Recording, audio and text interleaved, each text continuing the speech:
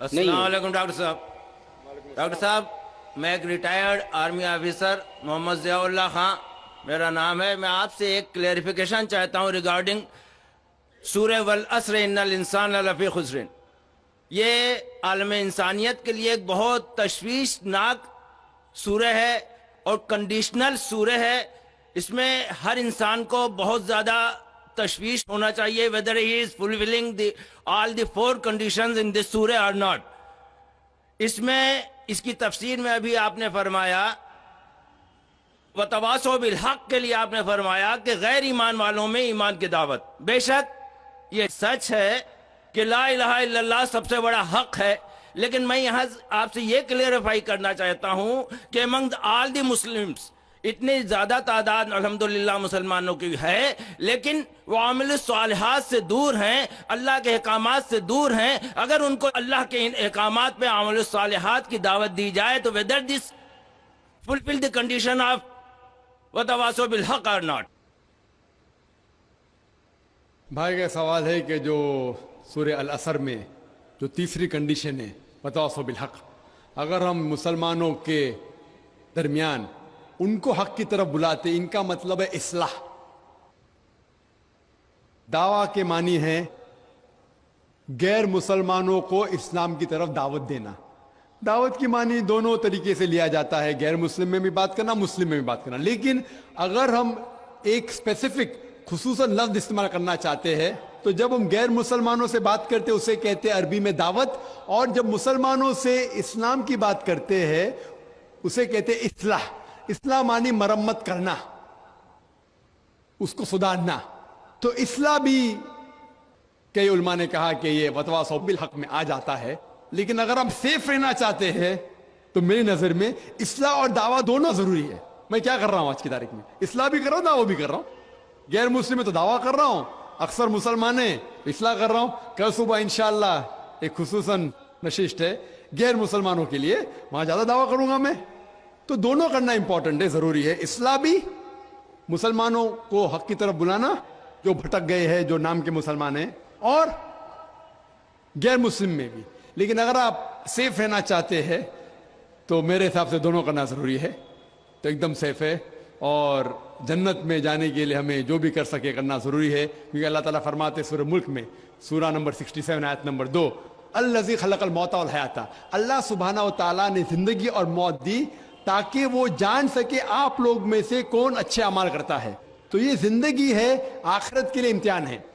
تو اس امتحان میں ہمیں سفل ہونا بہت ضروری ہے. اسی لیے ہمیں کوشش کرنا چاہیے کہ جہاں تک ہو سکے اللہ اور اللہ کے رسول کے احکام کے اوپر عمل کریں. دوسرا سوال بھائیوں کی طرف سے دوسرے مائک سے.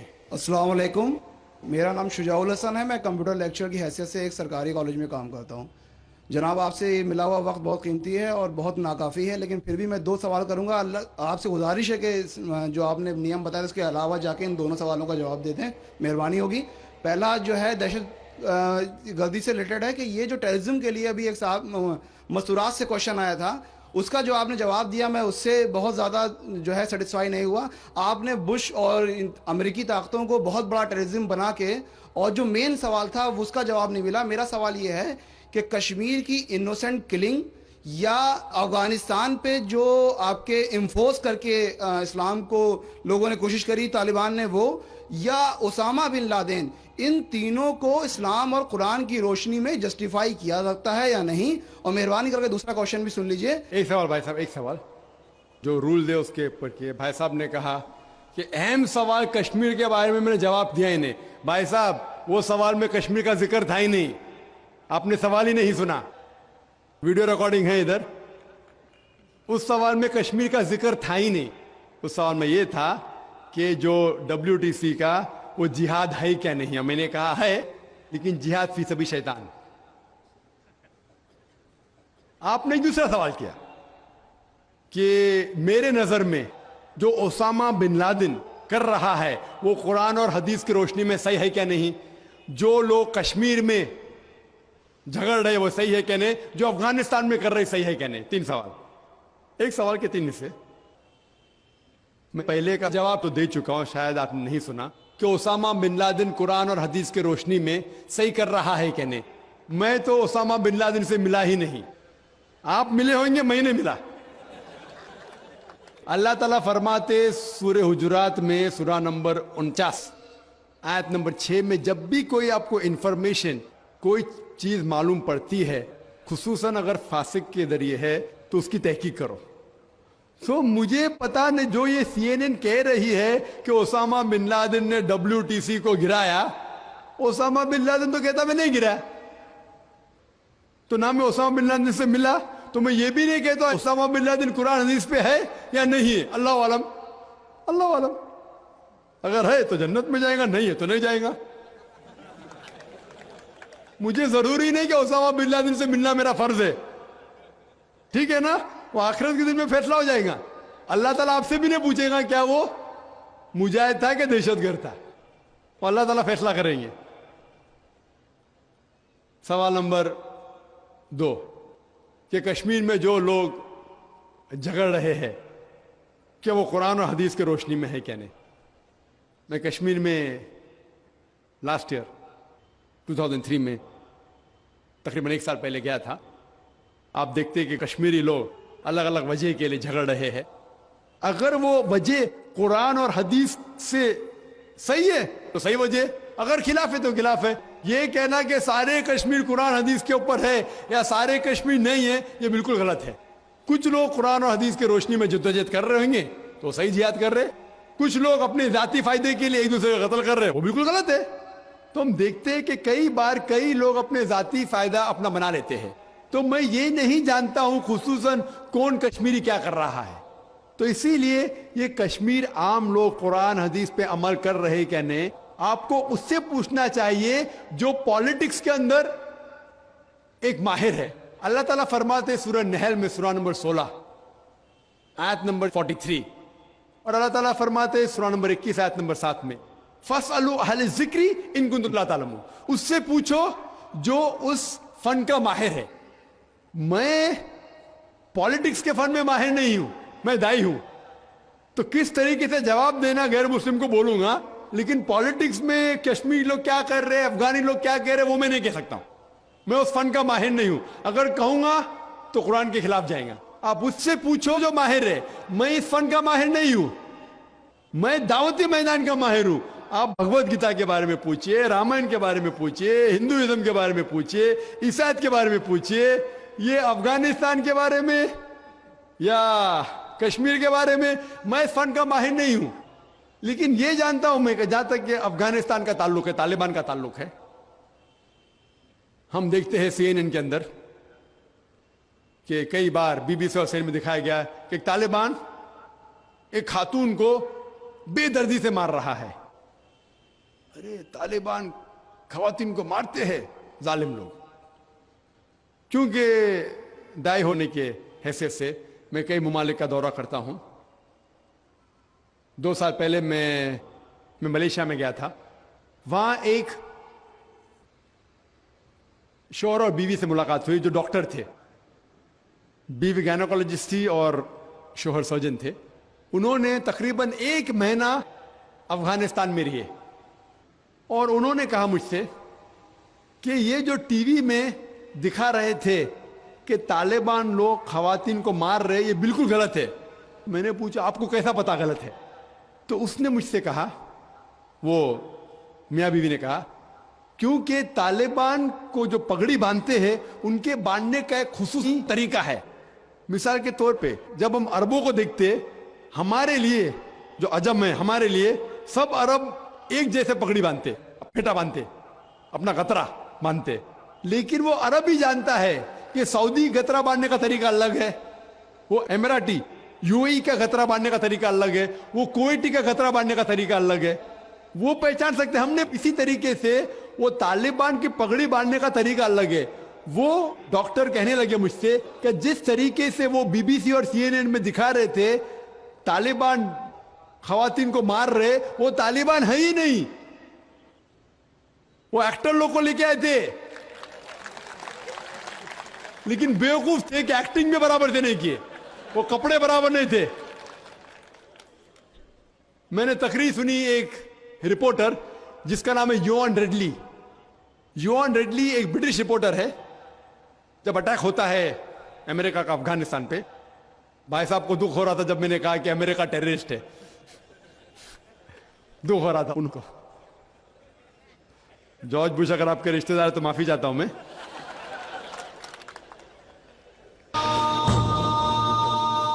تو یوان ریڈلی جو تھی, یوان ریڈلی ایک رپورٹر ہے, برٹش رپورٹر, سفید ہے, وائٹ یورپین. اس کو بھیجتے ہیں افغانستان میں تحقیق کرنے کے لیے طالبان کے بارے میں. وہ سارے تحقیق کرتے اور پورے ٹائم وہ نقاب میں رہتی ہے, حجاب میں رہتی ہے. ایک بار کیمرہ گر جاتا ہے اور اس کا راز فاش ہو جاتا ہے, تو طالبان اسے پکڑتے ہیں, 6 دن تک اسے قید کرتے ہیں. اور جس طریقے سے طالبان نے اس کے ساتھ برتاؤ کیا وہ اس لیکچر میں کہتی ہے کہ لوگ جب انہیں پکڑتے ہیں تو بولتے کون اس کے ساتھ ہے, تو آدمی کو لے کے آتے, پھر اس کو لے کے جاتے ہیں اور سب لوگ گھیر لیتے. تو وہ سوچتی ہے ابھی چند منٹوں میں یہ جاہل لوگ میرا قتل کر لیں گے. شاید ہو سکتا ہے کہ 10-15 طالبان میرا بلاತ್کار کریں گے. اس کے ذہن میں یہ سب جا رہا ہے, سوچ رہی ہو سکتا ہے کہ مجھے جھاڑ پہ سے لٹکا دیں گے. وہ ایک دم ڈری ہوئی ہوتی. 1 گھنٹے تک لوگ اسے گھیرتے لیکن کوئی بھی سامنے نہیں آتا. وہ سوچتے ابھی میری موت, ابھی میری موت. 1 گھنٹے بعد ایک افغان عورت آتی ہے اور اس کے جسم کی جانچ پڑتال کرتی ہے. پھر اسے پتا لگتا ہے ہاں یہ لوگ سمجھتے ہیں کہ میرے پاس ہتھیار ہے. وہ اتنا تیش میں آتی ہے, اگر لوگ میں سے پوچھنا چاہیے ہتھیار میں, بولتی نہیں ہے. 1 گھنٹہ تک کہ میں تڑپ کے مر رہی ہوں کہ یہ آج مجھے ماریں گے. وہ تیش میں آ کے کیا کرتی ہے, اپنا اسکرٹ اٹھا لیتے, دیکھو میرے پاس ہتھیار نہیں ہے. جیسا اسکرٹ اٹھاتی ہے طالبان 180 ڈگری اس طرف دیکھتے اور بھاگ جاتے. تو وہ کہتی ہے اپنے تقریر میں طالبان کو مارنے کے لیے بم گرانے کی ضرورت نہیں. وہ کہتی ہے اگر عورتوں کے کپڑے چھوڑیں گے تو طالبان مر جائیں گے شرم کے مارے. اور وہ تقریر کرتی ہے کہ اس عزت سے میری حفاظت کی 6 دن تک کے وہ طالبان لوگ نے. اور جب اسے پوچھا جاتا ہے سوال جواب کی نشست میں کیا آپ کو لگتا ہے کہ القاعدہ نے WTC کو گرایا, تو وہ یوان ریڈلی کہتی ہے میرے حساب سے القاعدہ موجود ہی نہیں ہے. یہ اس کا کہنا ہے, میرا کہنا نہیں. اور جب اسے آزاد کیا جاتا ہے 6 دن کے بعد, اور جب باقی رپورٹرز پوچھتے آپ کے ساتھ کیا سلوک کیے, تو انہوں نے کہا اتنا اچھا حسن سلوک کیے کہ رپورٹ کے اندر ہی نہیں آیا. اور اس نے صرف یہ وعدہ دی تھی کہ میں انگلینڈ جا کے واپس سے قرآن مجید کا ترجمہ پڑھوں گی. تو وہ جاتی ہے اور چند مہینے بعد قرآن کا ترجمہ پڑھتی ہے اور اس کے بعد وہ اسلام قبول کرتی ہے. تو اس کے نظریے سے طالبان ایک دم معصوم ہیں, ان کے اوپر ظلم کیا گیا تھا. تو آپ مجھے پوچھیں گے بھائی طالبان کیا قرآن و حدیث کی روشنی میں صحیح ہے؟ تو اس کا نظریہ اگر لیں گے, جو غیر مسلم تھی یوان ریڈلی, ابھی ماشاءاللہ حجاب بھی کر رہی ہے, وہ یورپین حجاب کر رہی ہے ماشاءاللہ, تو اس کے نظریے سے بھائی طالبان اچھے لوگ ہیں. تو اسی لیے نظریہ بدلتے جاتا ہے. امریکہ کے حساب سے طالبان ظالم لوگ ہیں. تو میڈیا ایسی چیز ہے کہ کوئی بھی ہیرو کو زیرو بنا سکتی ہے. They can make day into night, black into white. Day into night, black into white. Hero کو زیرو بنا سکتی ہے, کوئی ولن کو بھی ہیرو بنا سکتی ہے.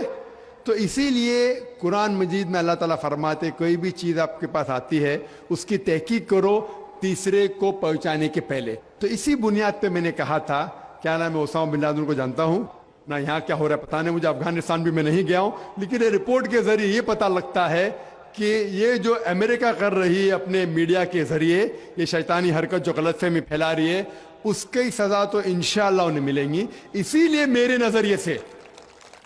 نظریے سے جارج بش نمبر 1 ٹیررسٹ ہے. آپ کو دکھ ہوائیں گا. جب میں لندن میں گیا تھا, وہاں ایک تقریر کی اور میں جواب دیا, تو ایک نوجوان اٹھ کے کہتا ہے کہ جارج بش کو ہم دعا کرتے کہ اللہ تعالیٰ اس کا قتل کرے. तो मैंने कहा मैं तो ये दुआ नहीं करूंगा, मैं तो ये दुआ नहीं करूंगा, क्योंकि अल्लाह के रसूल ने जो दुआ की, जो सबसे ज्यादा दुश्मन इस्लाम के खिलाफ जो थे मोहम्मद सल्लल्लाहु अलैहि वसल्लम के दौर में, दोनों का नाम था उमर। तो अल्लाह के रसूल ने ये दुआ की कि कम से कम एक उमर को हिदायत दे। तो मैं ये दुआ करता हूं कि कम से कम अल्लाह ताला जॉर्ज बुश को हिदायत दे। बहनों की तरफ से कोई सवाल? अस्सलाम वालेकुम, मेरा नाम युसरा है और मैं एक स्टूडेंट हूँ। मेरा ये सवाल है कि क्या टेररिज्म और एक्सट्रीमिज्म का एक ही माने है? बहन ने सवाल किया है क्या टेररिज्म और एक्सट्रीमिज्म का एक ही माने नहीं, दोनों अलग मायने हैं। टेररिज्म मतलब जो दहशतगर्द है, जो इंसान के दिल में दहशत पैदा करता है। एक्सट्रीमिस्ट मीन्स शिद्दत पसंद। टेररिस्ट में टेररिज्म करता है, जैसा मैंने तकरीर में कहा कि गलत लोगों के दिल में दहशत पैदा करना अच्छी बात है, अच्छे इंसान मासूम के दिल में दहशत पैदा करना गलत है। एक्सट्रीमिज्म मतलब शिद्दत पसंद। तो लोग कहते हैं मुसलमान शिद्दत पसंद है, और बहुत से मुसलमान अपने बचाव के लिए, नहीं मैं शिद्दत पसंद नहीं हूं, मैं कहता हूं मैं शिद्दत पसंद हूं, लेकिन शिद्दत पसंद सही चीजों में। मिसाल के तौर पर ईमानदारी के मैदान में मैं शिद्दत पसंद हूं, हक के मैदान में शिद्दत पसंद हूं, जहां तक कि इंसानियत से अच्छा बर्ताव करना चाहिए उसमें शिद्दत पसंद हूं। तो शिद्दत पसंद सही चीजों में अच्छी बात है। कोई भी इंसान ये नहीं कह सकेगा कि आप बहुत शिद्दत से ईमानदार है इसलिए आप गलत इंसान है, कोई बोल ही नहीं सकता। हाँ, गलत चीजों में शिद्दत पसंद नहीं होना चाहिए। अल्लाह ताला फरमाते हैं सूरह निसा में, सूरह नंबर 4 आयत नंबर 171 में, ला तगलू फी दीनुकुम, do not commit axes in your religion.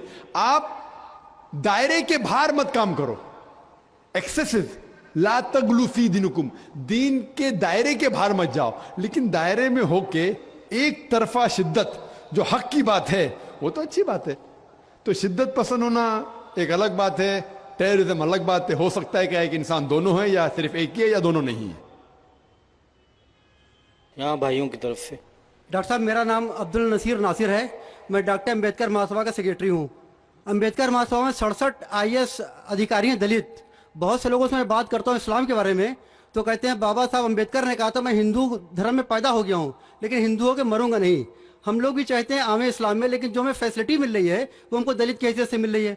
क्या दलित जो है इस्लाम कबूल कर ले और नाम अपना न तब्दील करे और खतना न कराए, क्या मुमकिन है ये? भाई साहब ने सवाल किया कि दलित, बाबा अम्बेडकर साहब की किताब में पढ़ चुका हूँ। आप बिल्कुल सही फरमाते कि बाबा साहेब अम्बेडकर, डॉक्टर बाबा साहेब अम्बेडकर, उनने जब दिगर मज़हब की तहकीक की, सबसे बेहतरीन मज़हब उन्हें लगा इस्लाम। अफसोस की बात है कि हम मुसलमानों ने खुलेआम उन्हें कबूल नहीं किया, इसलिए उन्हें दूसरा बेहतर मज़हब बुद्धिज़्म को कबूल किया। आपका सवाल है कि दलित अगर कहते हैं कि हम इस्लाम कबूल करें और नाम नहीं बदले तो क्या ये जायज़ है, और खतना न करे जायज़ है? नाम बदलना इस्लाम में फ़र्ज नहीं है। नाम बदलना इस्लाम में फ़र्ज नहीं है। अगर आपका नाम शिरकाना नाम है तो बदलना फ़र्ज है, वरना नाम बदलना फ़र्ज नहीं है। आपका पुराना नाम प्रकाश हो या जॉन हो, नाम बदलना फ़र्ज नहीं है। कई आप देखेंगे साहबा ने नाम नहीं बदले, तो नाम बदलना फ़र्ज नहीं है। अगर कोई शख्स कहता है कि मैं इस्लाम कबूल करता हूँ, नाम नहीं बदलना चाहता हूँ, बिल्कुल जायज़ है। आपका दूसरा सवाल, क्या खतना करना फ़र्ज है? खतना करना फ़र्ज नहीं, सुन्नत मौक़िदा है, मुस्तहब है, अच्छी बात है, लेकिन फ़र्ज नहीं। वो हमारे हिंदुस्तान में सर्टिफिकेट देने के लिए खतना करना फ़र्ज है हिंदुस्तान में। हाँ, बाहर जाएंगे तो खतना करना फ़र्ज नहीं, लेकिन खतना करना अच्छी बात है, बेहतरीन है, अल्हम्दुलिल्लाह, लेकिन फ़र्ज नहीं है। ये सुन्नत है, करना अच्छी बात है। तो अगर कोई शख्स कहता है कि मैं इस्लाम कबूल करूंगा, नाम नहीं बदलूंगा और खतना नहीं कहूंगा, तो मैं कहूंगा अहलन व सहलन, कम से कम शिर्क से तो बचेगा, कम से कम दोज़ख से तो बचेगा, जन्नत में जाएगा इंशाअल्लाह। दलित मजहब की फैसिलिटी ले सकता है वो? भाई साहब का तीसरा सवाल, दलित मजहब की फैसिलिटी। ये दलित मजहब की फैसिलिटी गवर्नमेंट देती है। ये गवर्नमेंट का रूल है, जो बैकवर्ड क्लास है उसको फैसिलिटी मिलती है। कई मुसलमान जो अपने आप को बैकवर्ड क्लास कहते हैं उनको भी फैसिलिटी मिलती है ना। कई मुसलमान नहीं जानता, अंसारी या कुछ चंद, सब ने चंद, تو یہ فیسلٹی ملتی ان کو. تو آج کے مسلمان جو اپنے آپ کو بیکورڈ کہتے ہیں ان کو فیسلٹی ملتی, تو کوئی دلت اگر اسلام قبول کر سکے گا تو گورنمنٹ کی فیسلٹی بھی ملیں گی, انشاءاللہ اللہ کی فیسلٹی بھی ملیں گی. پہلے مائی کی طرف سے اگر کوئی غیر مسلم بھائی ہے تو وہ سوال پوچھیں. ڈاکٹر نائر صاحب السلام علیکم ورحمۃ اللہ وبرکاتہ. جہاد و دہشت گردی کے بارے میں اسی عنوان سے میرا ایک سوال چھوٹا سا یہ ہے کہ کیا دہشت گردی کا ذکر قرآن حکیم میں کہیں بھی آیا ہے, کسی سورہ, کسی آیت نمبر میں؟ بھائی صاحب کا سوال ہے کہ دہشت گردی کا ذکر کہیں قرآن مجید میں آیا ہے, اور میں تقریر میں بھی حوالہ دیا اس آیت کا کہ جو لفظ انگلش میں کہتے ہیں ٹیررسٹ, اردو میں کہتے دہشت گرد, اور یہ لفظ جو ہے یہ قرآن مجید میں ہے سورہ انفال میں سورہ نمبر 8 آیت نمبر 60 میں, کہ اللہ تعالیٰ فرماتے ہیں کہ وہ لوگ جو حق کے خلاف ہے ان کے دل میں دہشت پیدا کرو. تو اسی لیے میں نے کہا کہ ہر مسلمان کا فرض